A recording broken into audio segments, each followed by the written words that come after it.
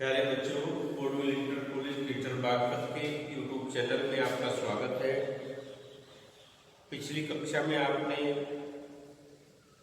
सूरदास के पद पढ़े, सूरदास के विनय के 2 पद पढ़े थे। आज हम उसके वात्सल्य पढ़ते हैं। वात्सल्य में किस प्रकार सूरदास जी ने कृष्ण की बाल लीला का वर्णन किया है कि कृष्ण मेरे मन में किस प्रकार समाये हुए हैं। हरि जू छवि बाल छवि कहाँ बरनी। सूरदास जी श्री कृष्ण की सुंदरता का वर्णन करते हुए कहते हैं कि उनकी शोभा का वर्णन हरि जू बाल छवि, कृष्ण की बाल छवि का वर्णन कहो वर्णी, मैं कहां तक करूं। उनकी कोई सीमा नहीं है, वो अनंत है। उनकी सुंदरता का वर्णन मैं कहां तक करूं। उनकी सुंदरता सकल सुख की नींव, सभी सुखों की खान है। कोटि मनोज शोभारणी, कोटि कहते करोड़ों, मनोज कहते कामदेव, शोभा कहते सुंदरता हरणी, यानी उनकी सुंदरता के आगे करोड़ों कामदेव की सुंदरता भी फीकी पड़ जाती है।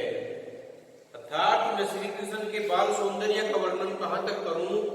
वे सभी सुखों की खान है, कोटि मनोज हरणी, उनकी सुंदरता के आगे करोड़ों कामदेव की सुंदरता भी फीकी पड़ जाती है। भुजंग, उनकी भुजाओं ने सर्प को, सरोज नयनी नेत्रों ने कमल को, बदन विधु और मुख ने चंद्रमा को जीत लड़ाई, सुंदरता की लड़ाई में जीत लिया है। किस प्रकार सूरदास जी कल्पना करके बताते हैं, तुलना करके बताते हैं। भुजंग की भुजाओं ने सांप को, आंखों ने कमल को, बदन ने चंद्रमा को जीती लड़नी, सुंदरता की लड़ाई में जीत लिया है। रहे बिहरनी सलील, रहे बिरवर्णी सलील नभ उपमा अपर दूरी डरनी, यानी कहने का तात्पर्य उसका ये है कि ये सभी श्री कृष्ण की सुंदरता से डरकर कहां चले गए हैं। रहे बिरवनी, सांप तो बिल में चला गया है। सलील, कमल कहां चला गया है, जल में चला गया है। नभ और चंद्रमा आकाश में चला गया है। यानी सूरदास जी कहते हैं कि ये तीनों सुंदरता में श्री राम कृष्ण से हार गए हैं और इसी वजह से सांप बिलों में, कमल जल में और चंद्रमा आकाश में जा पड़े हैं। अन्य दूसरे से उनकी तुलना करना बिल्कुल गलत है। सब कहीं न कहीं जाकर उनसे छिप गए हैं, उनके सामने आने की किसी ताकत नहीं है। मनु मानो सुभर श्रृंगार स्वरूप ससुतरु हरियो दुख पुरानी। श्री कृष्ण का सुंदर शरीर देखकर के ऐसा लगता है कि वो छोटा सा पौधा हर प्रकार के श्रृंगार से फल फूल गया है। हरियो अद्भुत फलानी, उस पर तरह तरह के फल आ गए हैं। जलज संपुट सुभग छवि भरी लेती उर्जन धरनी। कितना सुंदर वर्णन सूरदास जी ने किया है उनके सुंदर शरीर का कि बाल कृष्ण जब उस नंद के आंगन में घुटनों के बल चलते हैं तो ऐसा लगता है मानो पृथ्वी ने कमल को, जलज संपुट कमल को सुभग छवि भरी लेती उर्जन धरनो, मानो पृथ्वी ने कमल के दोने में उनकी सुंदर छवि को भरकर अपने हृदय में धारण कर लिया है। लेती उर्जन धरनी, मानो उसकी सुंदरता को अपने हृदय में धारण कर लिया है। पुण्य फल अनुभवती, और वे अनुभव करती हैं कि मुझे पुण्य कर्मों का ही फल मिला है। बिलोकती नंद घरनी, जो नंद के घर में ये बालक उन्हें मिला है। सूरदास जी कहते हैं प्रभु की उर्वशी किलकारी, कि प्रभु श्री कृष्ण की किलकारी मारना ललित लड़खानी और उनका लड़खड़ा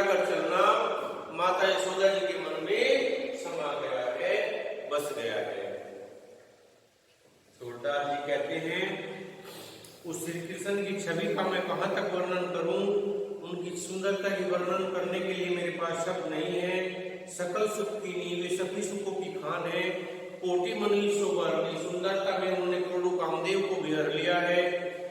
भुज ने सांप को, सरोज नयनी आंखों ने कमल को, बदन विधु और शरीर ने चंद्रमा को सुंदरता की लड़ाई में जीत लिया है। और ये डर करके सांप बिल में चला गया है, कमल तालाब में चले गए हैं और चंद्रमा आकाश में चला गया है।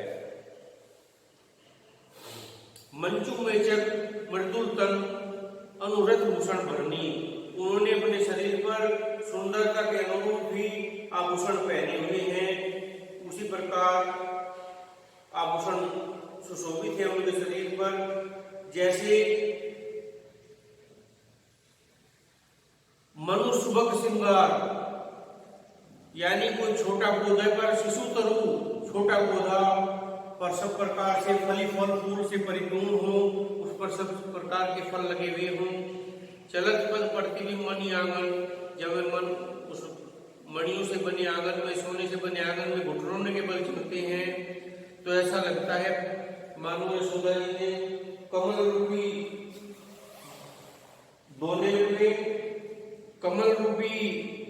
दोने में उनकी सुंदरता को भरकर अपने हृदय में सुशोभित कर लिया है, धारण कर लिया है। पुण्य का फल होती वे मानती है कि वे में पुण्य कर्मों का फल मिला है जो नंद के घर में ये बालक जन्म लिया है। सूर प्रभु की बसी किलकारी लड़कानी, सूरदास जी कहते हैं श्री प्रभु का किलकारी मारना और लड़खड़ा कर चलना यशोदा जी के मन में समा गया है। नेक्स्ट, उद्धव मोहि ब्रज बिरसत नाही, प्रस्तुत पंक्तियों में सूरदास जी ने उस समय का वर्णन किया है जब उद्धव जाकर गोपियों की ब्रज की दशा कृष्ण से बताता है तो कृष्ण उसकी बात का जवाब देते हैं, इस प्रकार कहते हैं कि उद्धव मोहि ब्रज बिरसत नाही, हे उद्धव मैं ब्रज को कभी भी नहीं भूल सकता, ब्रजवासियों को कभी नहीं भूल सकता। हंस सुधा की सुंदर कबरी, यमुना नदी का वह सुंदर किनारा, अरुकुंज की छाया, घने पेड़ों की छाया को मैं कभी भी नहीं भूल सकता। वे सुरभि, वे गायें, वे बछ दोहनी, वे बछड़ों का चुमाना, खरीद को बन जाए और फिर गांव को धोने के लिए जाना मैं कभी भी नहीं भुला सकता। बाल गवाल मिली खार कुलाहट नाचत गई गाती, बाल मित्रों के गवालों के साथ नाचते गाते पूरा दिन हंसी में बीत जाया करता था, दिन का ही पता नहीं लगता था कब समाप्त हो जाए। ये मथुरा पंचन की नगरी मति मुक्ता हाल जाए। वैसे तो ये मथुरा सोने की नगरी है, यहाँ मोतियों के धन की संपदा की कोई कमी नहीं है, परंतु जब सुनती आवे सुख की, परंतु जब मुझे ब्रज के सुख की याद आती है तो मेरे हृदय से मेरा कलेजा निकलने को उतावला हो जाता है। जीव जी उमगत तन माही, मेरे शरीर से हृदय निकलने को उतावला हो जाता है। अनगनत भांति को बोल लीला, मैं न जाने कितनी प्रकार की शैतानियां क्या करता था। जसोदा नंद निभाई, यशोदा जी और नंद उन्हें सहन किया करते थे। सूरदास प्रभु रहे मोहन एक एक की पछताए, सूरदास जी कहते हैं प्रभु श्री कृष्ण मौन होकर कहते हैं कि मैं तो मथुरा आकर पछता रहा हूं, पश्चाताप कर रहा हूं।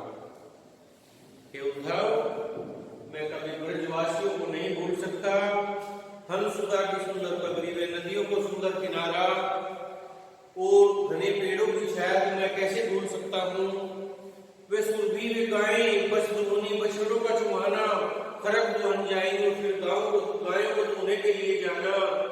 गवाल बाल मिली काल को लाओ, गवालों और बाल मित्रों के साथ खेलते हुए पूरा दिन ऐसे बीत जाया करता था कि पता भी नहीं लगता था कि कुछ दिन व्यतीत हो गया। वैसे तो ये मथुरा नगरी सोने की मणियों की नगरी है, यहाँ किसी प्रकार की कोई कमी नहीं है, परंतु जब मुझे ब्रज के सुख की याद आती है तो मेरा हृदय इस शरीर से निकलने को उतावला हो जाता है। अनगिनत बाकी करोगी ले लिया, मैं ना जाने कितने प्रकार की शैतानियां क्या करता था। माता यशोदा जी से तक उन्हें निभाया करती थी, नंद यशोदा जी उन्हें निभाया करती थी। सूरदास प्रभु रहे मोहन एक एक की पछताए, सूरदास जी कहते हैं कि प्रभु ये कहकर चुप हो जाते हैं और मन ही मन जो है मथुरा आने का पश्चाताप करते हैं। धन्यवाद प्यारे बच्चों। आज की कक्षा में तो पहले ही आपके लिए काफी है। मुझे उम्मीद है आप लोग अभी ऊपर में देखेंगे, बार बार इनसे पढ़ेंगे और इस काम को अपनी कच्ची कॉपी पर जरूर करेंगे। आप व्यू बिल्कुल कम कर रहे हैं, आपके अध्यापक इतने मेहनत कर रहे हैं, परंतु पूरा दिन में भी आप वीडियो नहीं खोलते हैं, ये बहुत गलत बात है। अगर आप दिन में काम कर रहे हैं तो शाम को तो आप देख सकते हैं। प्यारे बच्चों, इस समय हाथ नहीं आएगा, ये समय निकलता जा रहा है रेत की तरह, किसी का ध्यान नहीं करता। इसलिए अपने इस टाइम का सदुपयोग करिए, अपने अध्यापक की प्रत्येक वीडियो को देखिए, कुछ न कुछ आपको उसमें सीखने को जरूर मिलेगा। धन्यवाद।